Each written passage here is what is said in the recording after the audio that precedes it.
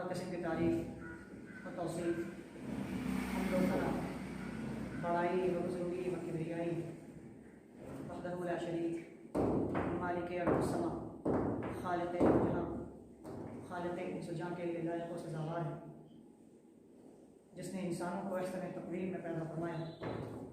لقد خلقنا الانسان فی احسن تقویم، البتہ تحقیق کہ ہم نے انسانوں کو بہترین ساخت میں بہترین صورت میں پیدا فرمایا۔ اور اتنا ہی نہیں بلکہ ہماری پیدائش کے بعد اللہ رب العالمین نے ہمیں صاحب دعائے خلیل اور صاحب نبی مسیحی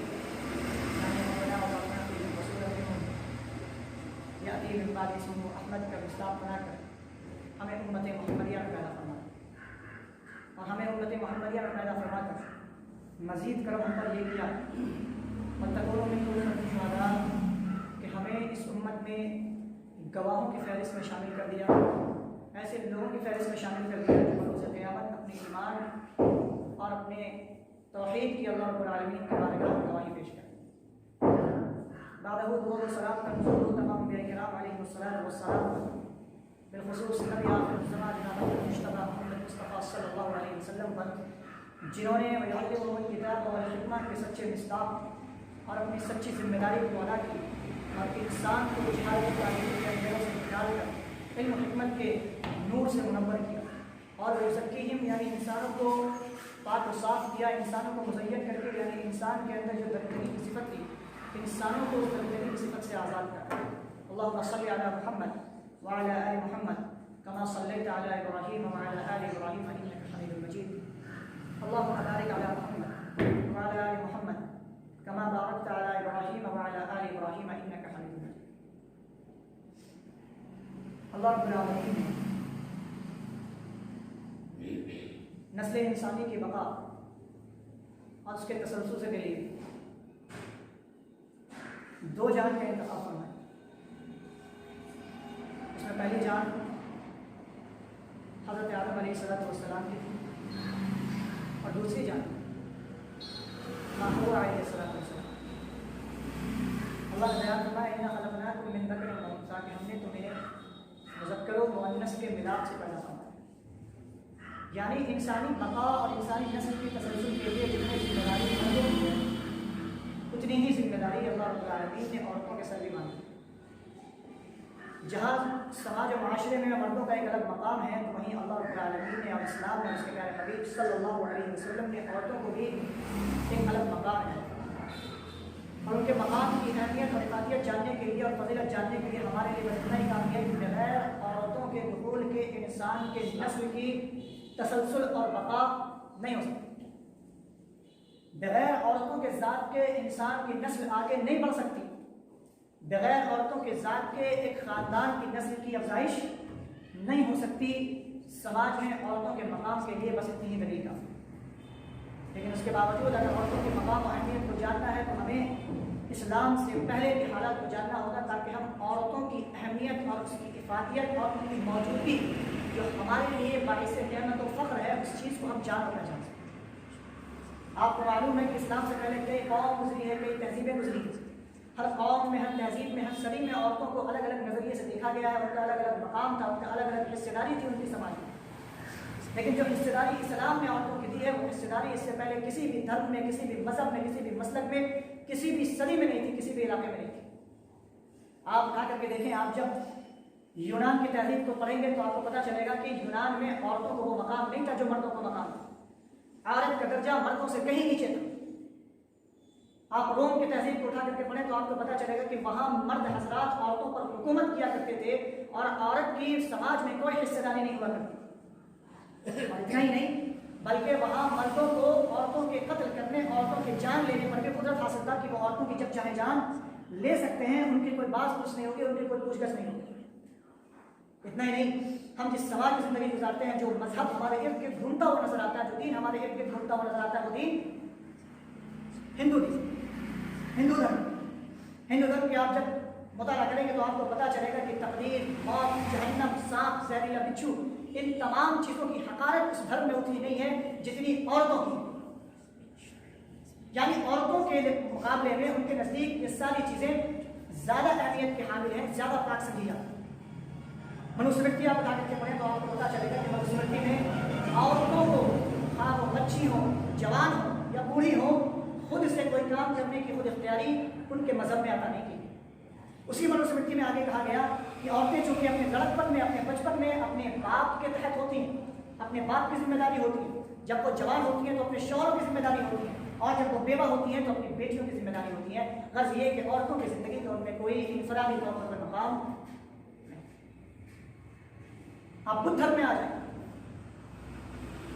وہاں عورتوں سے ملاپ کی وجہ سے ایک مرد نرمان یعنی جنت حاصل نہیں کر سکتا۔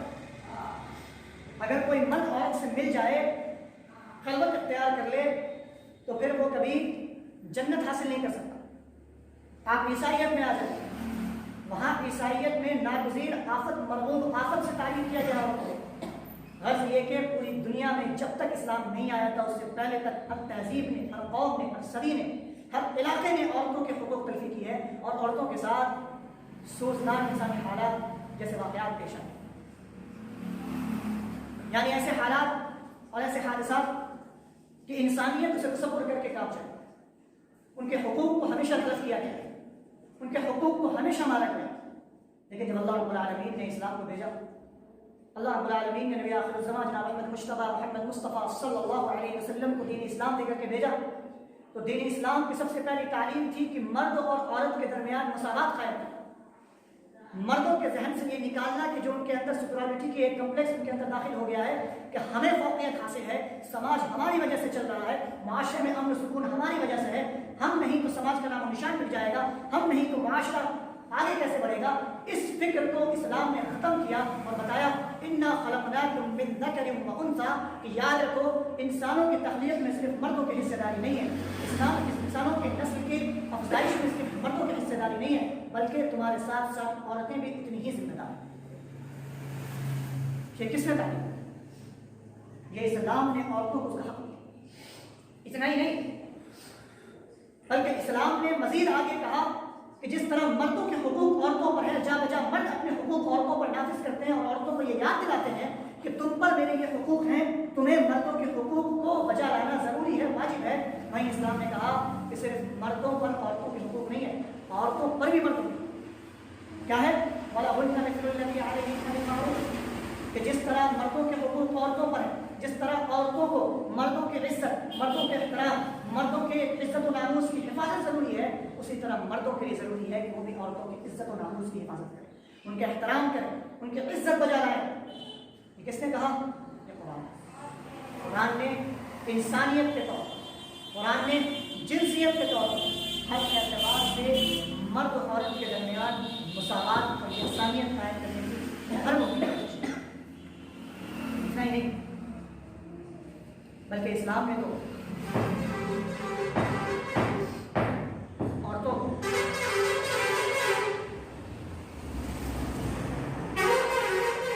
دنیا کی سب سے پاک، سب سے قیمتی اور سب سے اہم ترین چیز تصور کی۔ نبی کریم صلی اللہ علیہ وسلم بیان فرمایا، بخاری شریف کی روایت ہے، الدنیا متاع، کہ دنیا ساری کی ساری فائدہ اٹھانے کی چیز ہے، لیکن انسان کے ارد گرد جتنی بھی چیزیں ہیں انسان ان تمام چیزوں سے فائدہ حاصل کر سکتا ہے، فائدہ اٹھا سکتا ہے، لیکن دنیا میں جو اللہ رب العالمین نے سب سے بہترین چیز پیدا فرمائی ہے جس سے ایک مرد فائدہ اٹھا سکتا ہے، وہ کیا ہے؟ وَخَيْرُ مَتَاعِ الدُّنْيَا الْمَرْأَةُ الصَّالِحَةُ، دنیا کی سب سے بہترین، سب سے قیمتی، سب سے عمدہ اگر کوئی چیز ہے تو وہ کیا ہے؟ پاک دامن عورت، عفت و پاک دامنی کی پیکر عورت، ایسی عورت جو پاک دامنی کی پیکر ہو، ایسی عورت جو پاک بازی کی پیکر ہو، وہ عورت دنیا کے تمام تر چیزوں سے ایک مرد کی زندگی میں سب سے قیمتی چیز ہے۔ مرد دنیا کی تمام تر چیزوں کو حاصل کر لے، لیکن اگر اس کی زندگی میں پاک باز اور پاک دامن عورت نہیں ہے تو اسے دنیا کی سب سے قیمتی چیز نہیں ملی، وہ ادھورا ہے، وہ ناقص ہے، وہ نامکمل ہے۔ لیکن اگر مرد کی زندگی میں دنیا کی کوئی چیز نہیں آتی، صرف ایک پاک دامن اور پاک باز عورت آ جاتی ہے تو اس کی زندگی مکمل ہے۔ اللہ رب العالمین نے مردوں کی زندگی میں عورتوں کو یہ مقام عطا کیا ہے کہ اگر پاک دامن عورت میں گئی تو تمہیں دنیا کی تمام تر خوشی مل جائے گی، دنیا کی سب سے عظیم ترین نعمت تمہیں مل جائے گی۔ یہ اللہ رب العالمین نے عورتوں کو مقام دیا۔ اللہ رب العالمین نے عورتوں کی اہمیت ہمارے سماج اور ہمارے معاشرے میں یہ بتائی۔ ہمارے سماج میں یہ فکر گردش کر رہی ہے، ہم بات نہیں کرتے لیکن ہمارے سماج میں یہ فکر گردش کرتی ہے کہ سماج کا بقا اور سماج کو آگے بڑھانے میں سب سے اہم کردار در حقیقت مرد حضرات ادا کر رہے ہیں۔ مرد حضرات اپنے تئیں اپنے اصول و ضوابط کو مقرر کرتے ہیں، اپنے آسانی کے لیے، اپنے سکون کے لیے اصول و ضوابط مقرر کرتے ہیں۔ جہاں عورتوں کی حق تلفی ہوتی ہے، جہاں عورتوں کو ان کا اصل مقام نہیں دیا جاتا، جہاں عورتوں کی ان کی حصہ داری عطا نہیں کی جاتی۔ یہ میں دوسرے سماج کی بات نہیں کر رہا، میں اس مسلم سماج کی بات کر رہا ہوں۔ عورتوں کا مقام تو اتنا بلند، عورتوں کی اہمیت تو سماج میں اتنی کہ نبی آخر الزمان احمد مجتبیٰ محمد مصطفیٰ صلی اللہ علیہ وسلم نے عورتوں کو شیشے کے بارے میں بتایا، عورتوں کو شیشے کے بارے میں بتایا۔ نبی کریم صلی اللہ علیہ وسلم بیان فرمایا، وَيْحَكَ يَا أَنْجَشَ، افسوس ہے تم پر اے انجشا، رویدک سوقا بالقواریر، آہستہ چلو، ٹھہر کے چلو، ان آبگینوں کا، ان شیشوں نما انسان یعنی عورتوں کا خیال کرو۔ عورتوں کو شیشوں سے تعبیر کر دیا ہے۔ اگر ہم ایک نیا شیشہ اپنے گھر میں لے کر آئیں یا ہم اپنی کھڑکی میں شیشہ لگا لیں تو اس شیشے کی حفاظت کے لیے کتنا احتیاط ہم کرتے ہیں، کتنی تدبیر ہم کرتے ہیں۔ ہم اسے زور سے نہیں رکھتے کہ اس کے اندر چرک پیدا ہو جائے گا، وہ ٹوٹ جائے گا۔ ہم اپنی کھڑکی کو زور سے بند نہیں کرتے، کیوں؟ کیونکہ ہماری کھڑکی کے اندر جو شیشہ لگا ہے، جس کی وجہ سے میری کھڑکی کی خوبصورتی ہے، میرے گھر کی خوبصورتی ہے، وہ شیشہ ٹوٹ جائے۔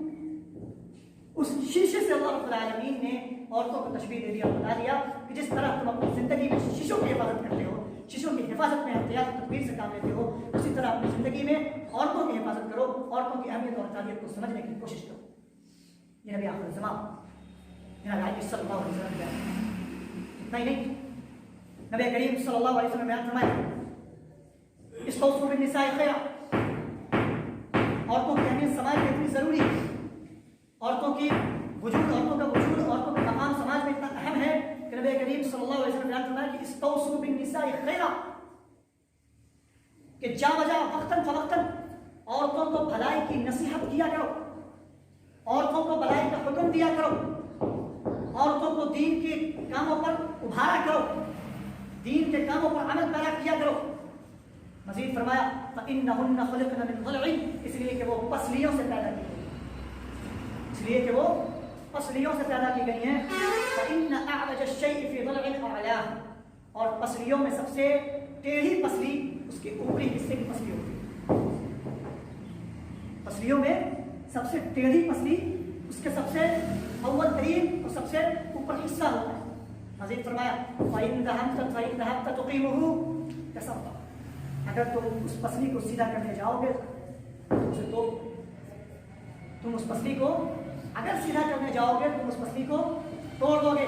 فَإِنْ تَرَكْتَهُ لَمْ يَزَلْ أَعْوَجَ، لیکن یہ بھی یاد رکھو کہ اگر تم نے اسے سیدھا کرنے کی کوشش نہ کی، تم نے اسے یوں ہی چھوڑ دیا تو وہ زندگی بھر ٹیڑھی رہ جائے گی، زندگی بھر ٹیڑھی رہ جائے گی۔ فَاسْتَوْصُوا بِالنِّسَاءِ خَيْرًا، تو آخر میں نبی نے فرمایا تو عورتوں کو بھلائی کا حکم دیا کرو، عورتوں کو دین کے کاموں کی طرف راغب کیا کرو، عورتوں کو بھلائی کی طرف ابھارو۔ کس نے بیان فرمایا؟ اس ذات نے بیان فرمایا جس ذات کو عورتوں کا سب سے زیادہ، عورتوں کی سب سے زیادہ، اس ذات نے بیان فرمایا جس نے اپنی پوری زندگی عورتوں کی عزت و ناموس کی حفاظت میں لگا دی۔ اس ذات نے بیان فرمایا جس نے اپنی پوری زندگی عورتوں کے حقوق کو مردوں کو یاد دلایا۔ یقین نہیں ہوتا آپ اسی حدیث کو پڑھیں، نبی نے فرما دیا کہ عورتوں کی فطرت کیسی ہوتی ہے، عورتوں کی تخلیق کس صورت میں کی گئی، لیکن یہ بھی بیان فرمایا کہ تمہاری زندگی میں عورتوں کا کیا مقام ہے، تمہاری زندگی میں عورتوں کی کیا اہمیت ہے۔ دین پر صرف تمہارا حق نہیں ہے، نمازوں پر صرف تمہارا حق نہیں ہے، عبادتوں پر صرف تمہارا حق نہیں ہے، عبادتوں پر، نمازوں پر، ریاضتوں پر تمہارا جتنا حق ہے اتنا ہی حق تمہارے گھر کی عورتوں پر۔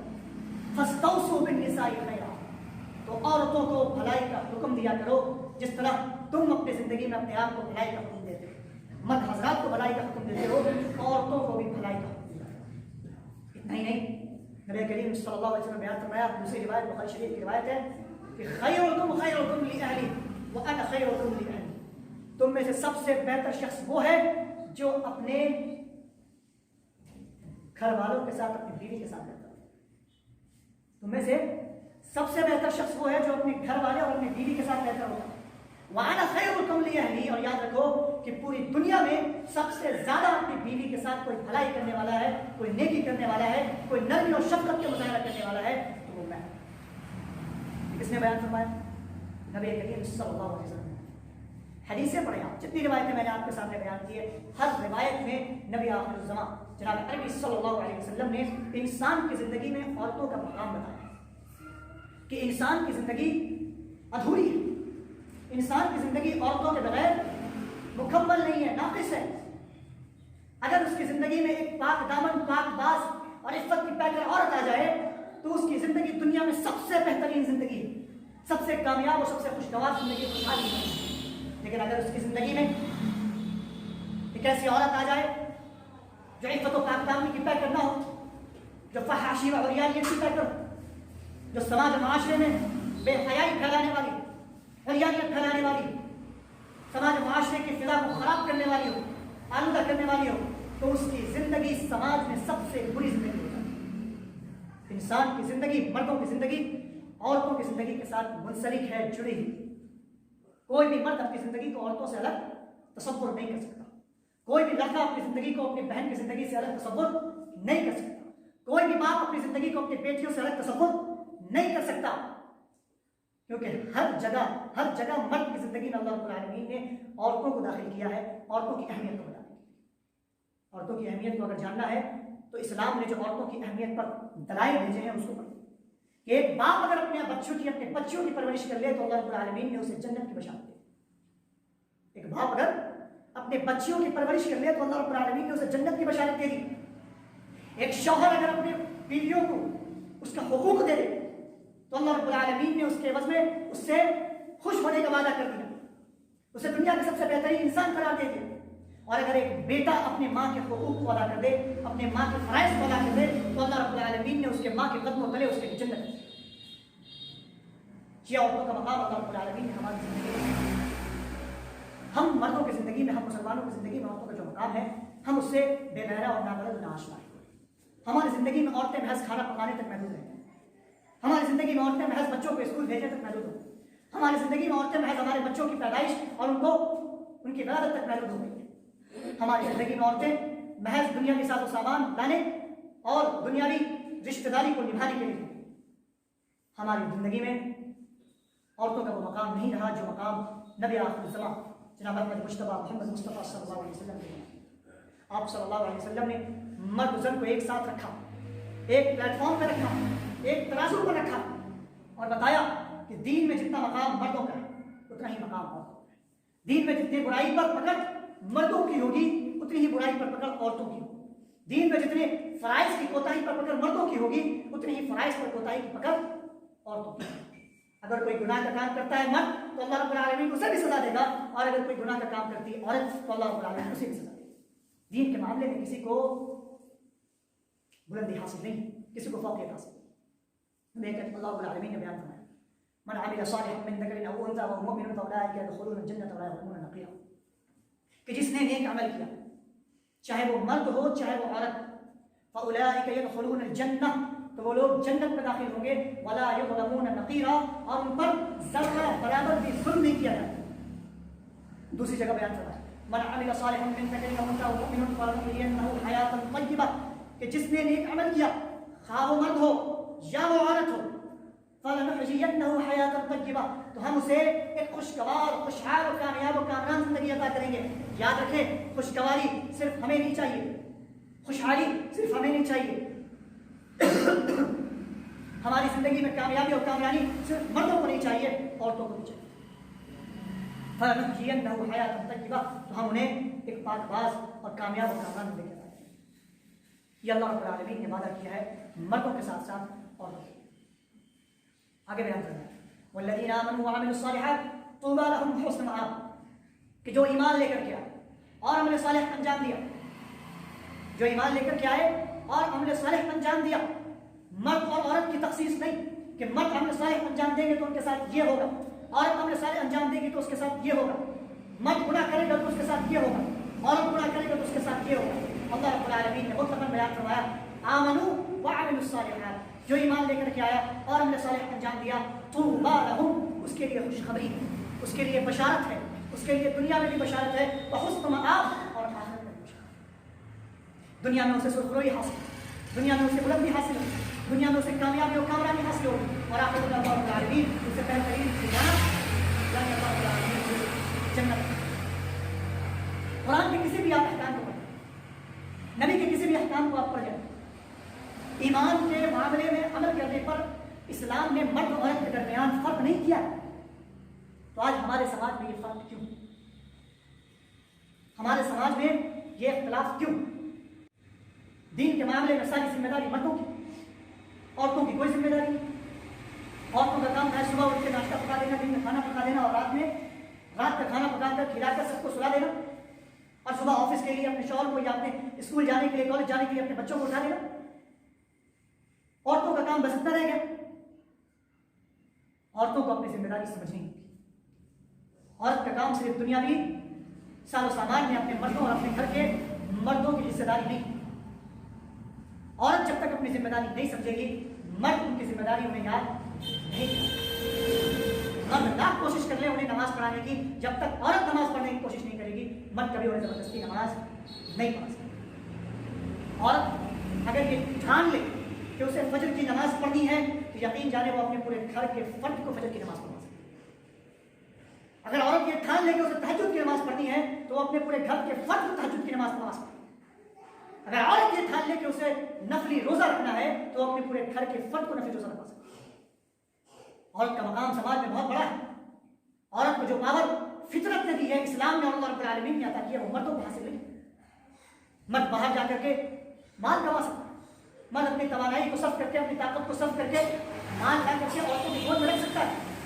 लेकिन बच्चों की परवरिश, बच्चों की तरबियत, बच्चों की परवरिश और बर्दाश्त की जिम्मेदारी अल्लाह रब्बुल आलमीन ने औरतों की दी है, क्योंकि अल्लाह रब्बुल आलमीन जानता है जो कुव्वत, जो हौसला, जो अज़्म अल्लाह रब्बुल आलमीन ने औरतों के अंदर रखा है, वो मर्दों के अंदर नहीं। इसलिए मैं बारहा कहता हूँ, तो औरतों को अपनी जिम्मेदारी समझनी होगी।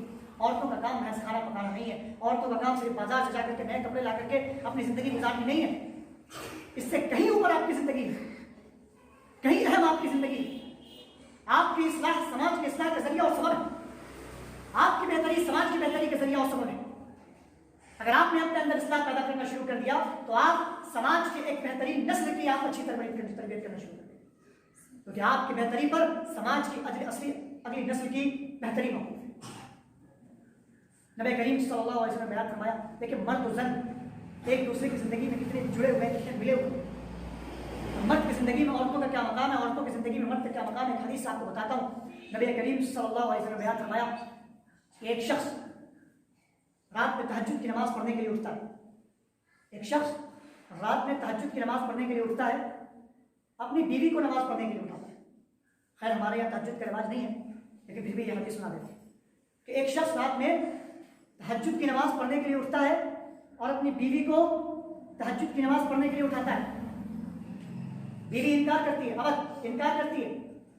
शौहर पानी लेकर के आता है, उसके चेहरे पर पानी मारता है, उसके चेहरे पर पानी मारता है, यहाँ तक कि वो बीवी उठ करके शौहर के साथ तहज्जुद की नमाज अदा करती है। या इसी तरह बीवी तहज्जुद की नमाज के लिए उठती है, अपने शौहर को उठाती है, शौहर इनकार करता है, बीवी पानी लेकर के आती है, चेहरे पर पानी मारती है, चेहरे पर पानी मारने की वजह से शौहर बेदार हो जाता है, अपनी बीवी के साथ तहज्जुद की नमाज पढ़ता है। नबी करीम सल्लल्लाहु अलैहि वसल्लम ने बयान फरमाया कि रहिमहुल्लाह, अल्लाह रब्बुल आलमीन उनके ऊपर रहम करता है, अल्लाह रब्बुल आलमीन उनकी ज़िंदगी बेहतर बनाता है, अल्लाह रब्बुल आलमीन उनकी ज़िंदगी खुशगवार, कामयाब और कामरान बनाता है। ज़रा सोचें, इमेजिन करें, तसव्वुर करें उस जोड़े के बारे में जो जोड़ा रात में उठ के एक साथ तहज्जुद की नमाज पढ़े, जो जोड़ा एक दूसरे को इबादत पर उभारे, जो जोड़ा एक दूसरे को नमाज की याद दहानी कराए, जो जोड़ा एक दूसरे को नफली रोजे रखने पर उभारे, जो जोड़ा एक दूसरे को उम्रा करने पर उभारे, जो जोड़ा एक दूसरे को भलाई करने पर उभारे, जो जोड़ा एक दूसरे को सिला रहमी करने पर उभारे, उस जोड़े की जिंदगी की खुशहाली जरा आप तसव्वुर करें। वो जोड़ा कितना खुशगवार खुशहाल है। आज हमारी ज़िंदगी में औरतों का मकाम सिर्फ इतना ही रह गया कि शादी करके आई, ससुराल की जिम्मेदारी उन्हें संभालनी है, ससुराल में जितने लोग हैं उन्हें खाना पका करके खिलाना है, हर शख्स के मिजाज को समझना है, हर शख्स के मिजाज के मुताबिक उन्हें काम करना है। अगर किसी एक शख्स के मिजाज के खिलाफ कोई काम हो गया तो सारी दुनिया की बुराई उस औरत के अंदर पाई जाती है, सारी दुनिया के नफ्स उस औरत के अंदर गोया उस औरत ने अपनी जिंदगी तर्क कर दी, शादी के बाद उसकी जिंदगी खत्म। अब यहां से उसके कैद-ओ-बंद की जिंदगी शुरू हो गई। उसके ससुराल वाले जैसे चाहेंगे वो वैसे जिंदगी गुजारेगी, उसका शौहर जैसे चाहेगा वैसे वो जिंदगी गुजारेगी। ये हालत है हमारे समाज की और ये तलब हकीकत है, इसे आप तस्लीम कीजिए। हम औरतों से अगर कोई कोताही हो जाए, कोई गलती हो जाए तो हम उस पर तंबीह करते हैं, हम उन्हें आगाह करते हैं, उन्हें तंबीह करते हैं। खाने में अगर हल्का सा नुक्स पैदा हो जाए, नमक ज्यादा हो जाए तो हम उन्हें बुरा भला कहते हैं, खाना बनाने नहीं आता, इतना साल हो गया वगैरह वगैरह, ये सारी चीजें, ये सारे अलकाब से हम अपने घर की औरतों को पुकारते हैं। पुकारते नहीं? बहन खाना बना रही हो, 5 सालों से खाना बना रही हो, खाने में नुक्स पैदा हो गया, बहन को बुरा भला कहना शुरू कर। बीवी खाना बना रही हो, कोई नुक्स पैदा हो गया, नमक की कमी या ज्यादती हो गई, हम बीवी को बुरा भला कहना शुरू कर देते हैं। क्यों? क्योंकि उसने अपनी जिम्मेदारी सही से अदा नहीं की। बीवी नमाज छोड़ रही है, कोई फर्क नहीं। बीवी इबादत नहीं कर रही, कोई फर्क नहीं। बहन रात को देर से सो रही है, कोई फर्क नहीं। हम रात को देर से सो रहे, कोई फर्क नहीं पड़ता। फजर में हम लोग सो रहे, कोई फर्क नहीं पड़ता। जोहर में हमारा वक्त खाने पकाने में गुजर गया, नहाने में गुजर गया, जोहर की नमाज नहीं पढ़े, कोई फर्क नहीं पड़ता। खाना वक्त पर मिलना चाहिए, खाने में नमक की कमी आ जाती, मिर्च की कमी आ जाती नहीं होनी चाहिए। कपड़े लाने गए, कपड़े में ठगाना नहीं चाहिए, नुकसान नहीं उठाना चाहिए। सौदा सलाह खाने गए, उसमें नुकसान नहीं उठाना चाहिए।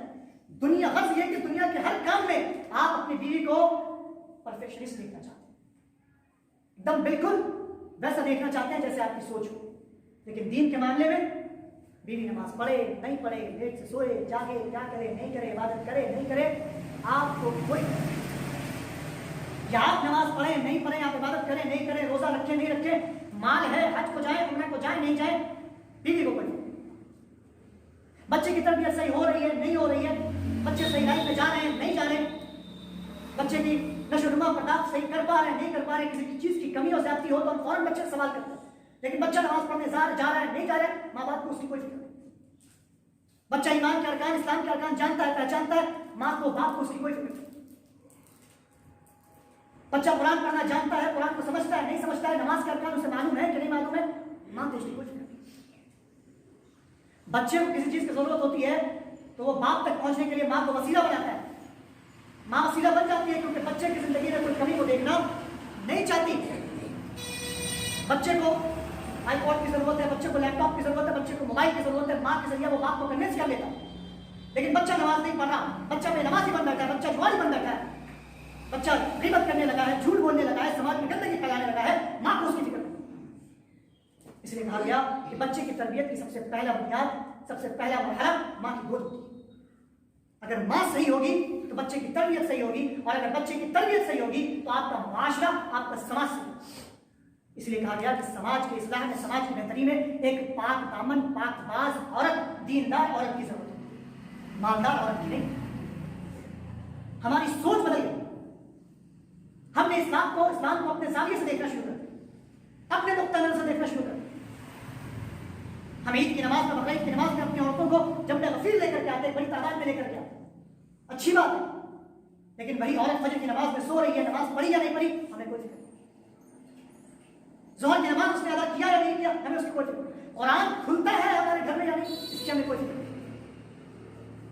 सबसे बड़ा मसला कुरान खुलने का, हमारे घर में कुरान खुलना बंद हो गया, इसके सबसे बड़ी जिम्मेदार हमारे घर की औरतें। इसलिए मैंने कहा कि औरतें अगर अपनी जिम्मेदारी को पहचान लें, अपने ड्यूटी को पहचान लें, तो समाज को हम बेहतर बना सकते हैं, समाज की इस्लाह हम कर सकते हैं। हम लाख मेंबर से चिल्लाते रह जाएं, हम लाख मेंबर से काल अल्लाह काल रसूल कहते रह जाएं, हम समाज में वो इस्लाह पैदा नहीं कर सकते जितनी इस्लाह, जितनी बेहतरीन समाज में हर घर की औरत पैदा कर सकती है। अगर औरत कमरबस्ता हो जाए, औरत ये ठान ले कि उसे अपने बच्चों की तरबियत सख्ती के साथ करनी है, तो वो सख्ती अपने बच्चों पर बरत सकती है, गर्चे उसका बच्चा 20 साल का क्यों ना हो।